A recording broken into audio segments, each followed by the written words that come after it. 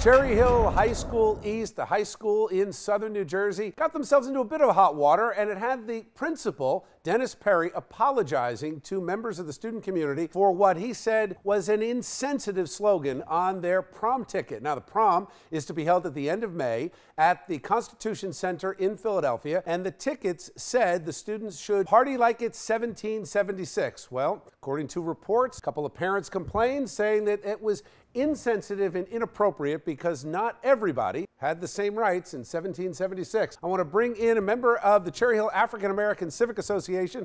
His name is Danny Elmore. Danny, welcome to Chasing News. How are you? Thank you. Good to be here. So, Danny, when I first heard this story, I thought it was out of the Onion. I thought, is it really possible that we're having an actual complaint about 1776? How do you take it? Think it's an outrageous complaint or really insensitive? No, I don't think the complaint is outrageous. What we don't understand is whether or not the party like it's 1776 is going to be accompanied by something at the prom, whether there's going to be a theme attached to it, whether they expect students to come dressed appropriately at that time. Because, of course, it was not a good time for African American students. Do you believe that references to before the Civil War, are any reference prior to that time potentially racist and should be avoided? No, I don't. Myself and others in the community understand that this was the independence of America, was a time of celebration. Party like it's 1776 is a reference probably taken from Prince, Party like it's 1999, a good time to party. I believe the intent was a good intent. It was an innocent intent. Could have been a great thing.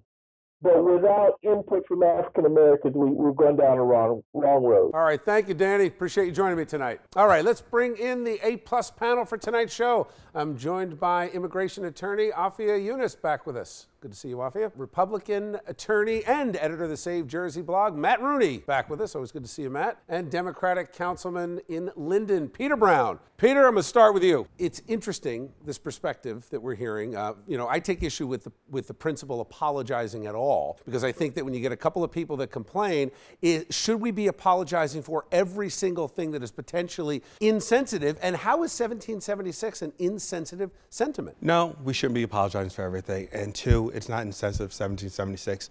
I grew up and I was never taught that 1776 is racist. I was taught that it is the day that we should be celebrating here as Americans, and I think that we should still be. What I find, though, a little disturbing is that none of the students are coming forward and saying that that's an issue. It's people outside the school system that are saying that they are. And this is something that, again, we see time and time again in society, is that, something that's happening at school, but people who do not have students who are members of that school district or leaders outside that are getting involved. As you heard, there's a lot of unknowns. They don't know, but yet.